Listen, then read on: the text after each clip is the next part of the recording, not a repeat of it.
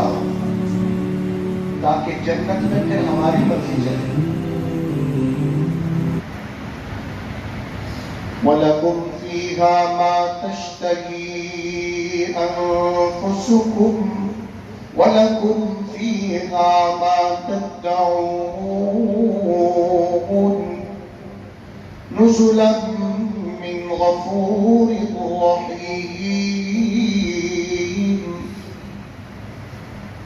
اللہ نے کہا کہ وہاں جب تم پہنچو گے جو تم چاہو گے وہ ہوگا،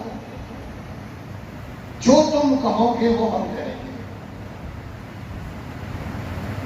لیکن شرط یہ کہ دنیا میں جو ہم کہتے ہیں وہ کرو. یہاں من چاہی نہ کرو، وہاں من چاہی ہو. آئے بھی اسی کی مرضی سے، جائیں گے بھی اسی کی مرضی سے. تو درمیانی وقت بھی اول بھی اللہ، آخر بھی اللہ، درمیان میں بھی کیا؟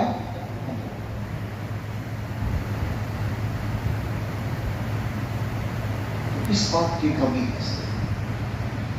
اب دیکھیں اللہ نے کئی مثالیں بیان کی ہیں قرآن مجید کے اندر کہ دیکھو میں نے تمہیں دنیا میں اختیار دیا ہے، لیکن اصل میرا قانون یہی کہ جو میں چاہوں گا وہ ہوگا. کہیں تمہیں ڈھیل دے دیتا ہوں، چھٹی دے دیتا ہوں تمہیں دیکھنے کے لیے کیا کرتے ہیں. اس کی تو مثالیں عرض کرتا ہوں کہ جو اللہ چاہے گا وہ ہوگا، جو دوسرے چاہیں اور اللہ نہ چاہے تو وہ نہیں ہوگا. تفصیل کا وقت نہیں ہے. نوح علیہ السلام چاہتے ہیں کہ میرا بیٹا بچ جائے.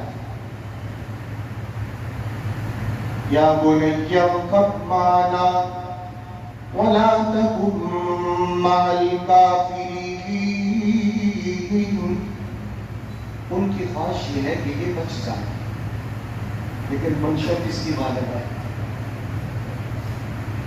اللہ نے فرمایا انہ لیس من اہلک انہ عمل غیر صالح.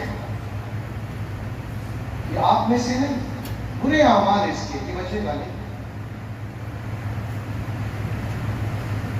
وحال بینہما الموج فکان من المغرقین. نتیجہ کیا ہو گیا؟ کہ غرق ہو گیا. دوسری مثال، وقت کی حکومت،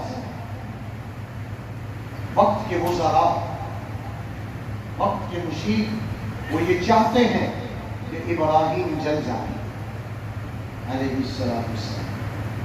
لیکن اللہ کیا کہتے ہیں؟ فرمانے کہ نہ جلیں، مرضی کس کی چلے؟ قُلْنَا يَا نَارُ كُونِي بَرْدًا وَسَلَامًا عَلَىٰ إِبْرَاهِيمَ.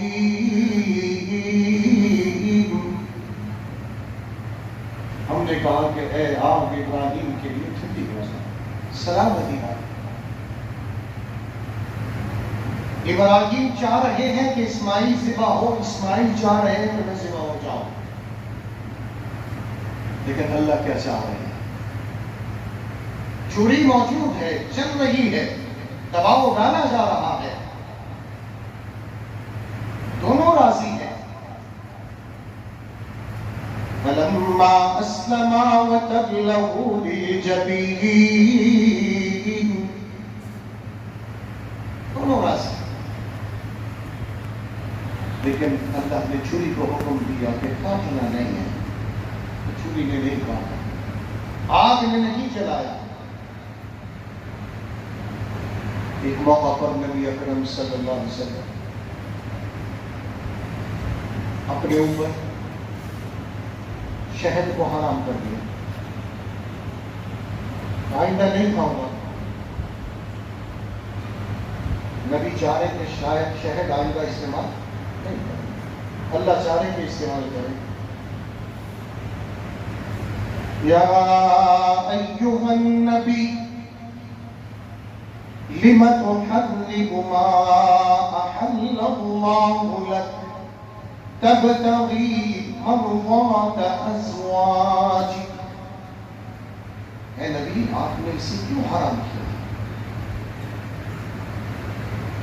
تو مرضی کس کی چلے گی؟ تو پھر اس کی مان کر چلو. وہ قوی ہے، طاقتور ہے، ہم ضعیف ہیں، کمزور ہیں. لیکن اللہ نے عزت کی طاقت، اللہ کی طاقتور چیزوں میں سے ایک چیز کیا ہے؟ آپ ہے. انسان کو کی پیدائش کے اندر اللہ نے آپ کو دیا. اللہ کی طاقتور چیز جو ان میں سے ایک مٹی ہے، بڑی طاقتور ہے. کتنی بڑی بڑی بلڈنگیں لے کے آپ کو کھڑی ہے، خود کھڑی ہے. اس میں بلڈنگیں ان کو قرار ہے. یہ اللہ کی طاقتور چیز جو ہے، طاقتور ترین چیز وہ پانی ہے. اس میں تفصیلات میں نہیں چاہتا. پانی کو دیکھو جاتا ہے سمندروں میں، کتنی طاقت ہے پانی. ہوا ہے، آگ، پانی، مٹی، ہوا. اسی سے اللہ نے انسان کو پیدا کیا ہے. ہوا کی طاقت دیکھنی ہو تو پریشر کو دیکھیے، جب آندھیاں چلتی تو دیکھیے. قوم عاد سمود کے واقعات پڑھیے. پانی کی طاقت دیکھنی ہے، نوح علیہ السلام کے واقعہ کو دیکھیے. تفصیل میں نہیں جا رہا، اشارہ کر رہا ہوں. حضرات نے لکھا ہے کہ جب نماز کے لیے اللہ بلواتے ہیں تو اس کے لیے اذان دی جاتی ہے. کیا دی جاتی ہے؟ اور اذان کے شروع میں اللہ اکبر کتنی مرتبہ ہے؟ 4 مرتبہ. سبق ہے اللہ اکبر. آؤ اس اللہ کی عبادت کے لیے جو آگ کا بھی رب ہے، پانی کا رب ہے، مٹی کا رب ہے، ہوا کا رب ہے.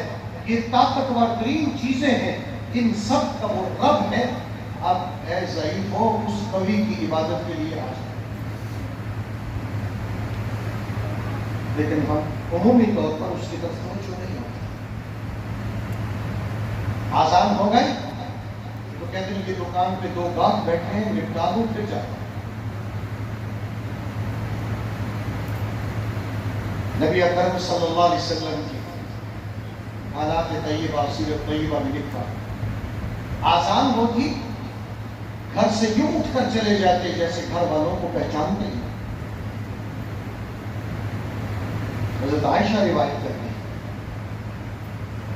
جب آسان کی آواز آتی پھر نبی کی آنکھ تکلیف ہوتی.